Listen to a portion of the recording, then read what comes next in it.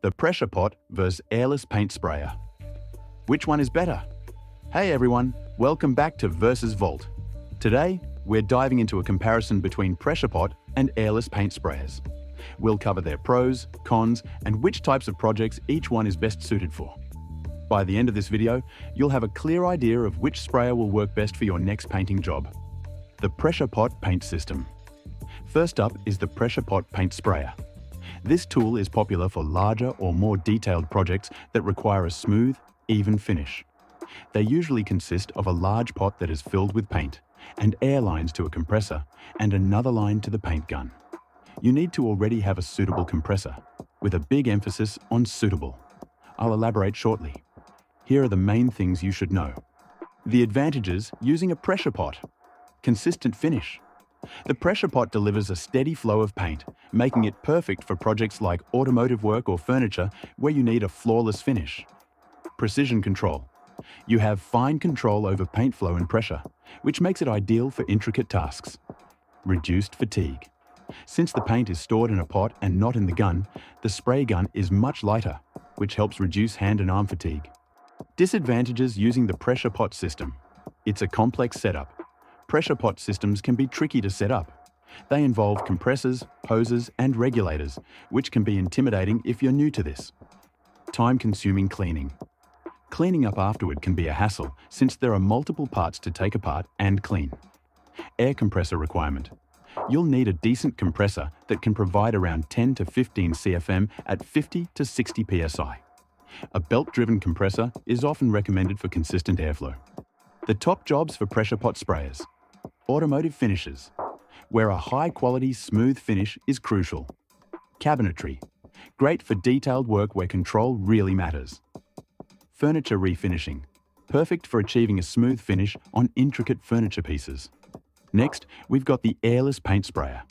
This is often the go-to for high-volume work where speed is the key. These consist of a handheld electrical or cordless battery with pot connected, to the more expensive and professional models with motor and suction hose to your paint tin. Do a Google search, you will see all types of airless sprayers. Let's break it down. Advantages of the airless sprayer. Speed. Airless sprayers are fantastic for quickly covering large areas, ideal for painting walls, fences, decks, or house exteriors. They handle thick paints. No need to thin your paint. Airless sprayers can handle thicker coatings easily. Ease of use. They're pretty simple to set up compared to pressure pot systems with fewer components to manage. Disadvantages of airless sprayers. Overspray. You'll get a lot of overspray with an airless sprayer, so masking off areas and prep work is essential. Less precision. Not great for detailed or delicate work since the high pressure can be hard to control. These things can spray out high volumes of thick paint. The top jobs for airless paint sprayers would be for house exteriors, ideal for quickly covering siding and brick. Fences, perfect for getting an even coat on long stretches of fencing. Decks, great for applying thick coatings to large areas in no time. Handheld gravity and pressure spray guns, not to be confused with pressure pots. These are common tools for smaller projects, especially those involving thinner materials like stains or lacquers. However, when it comes to regular thicker paints, these handheld guns struggle. Let me repeat, these will struggle on all but thin paint applications. Don't try to spray a fence with these, it won't end well. Your outdoor paint is often thick and gluggy to really get into the old woodwork on a fence paling and coat it well. Even thinning won't help. I'll try and give you an appropriate analogy. Put some honey in your mouth and see how far you can spit it. Now do the same with water. Your run-of-the-mill auto-store paint pot sprayer will be like trying to spit honey.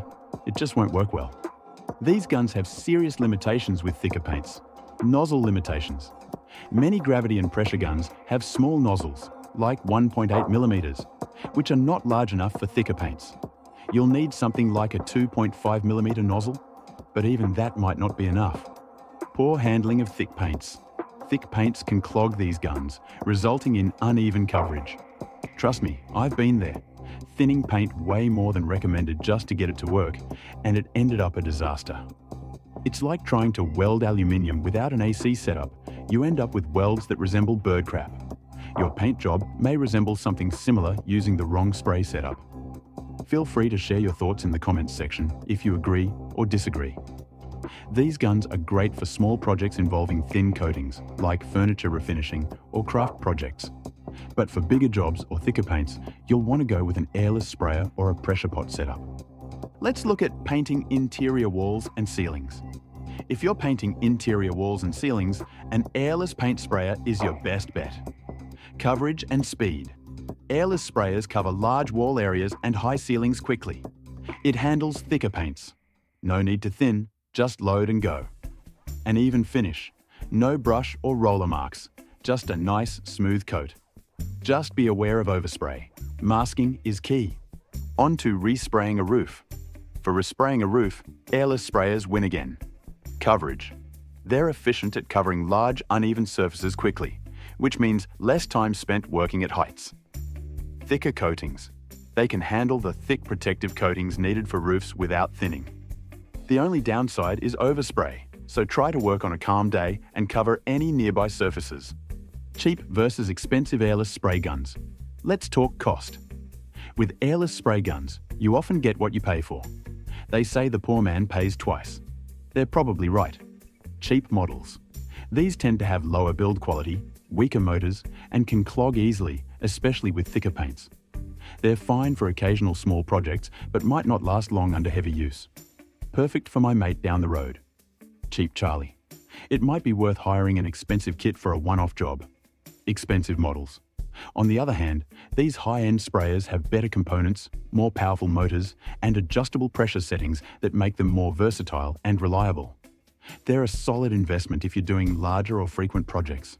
The old adage you get what you pay for is probably notable with airless paint sprayers. So, which one is better? The pressure pot or airless system? If you need precision and control, like for car painting or detailed furniture, go for a pressure pot.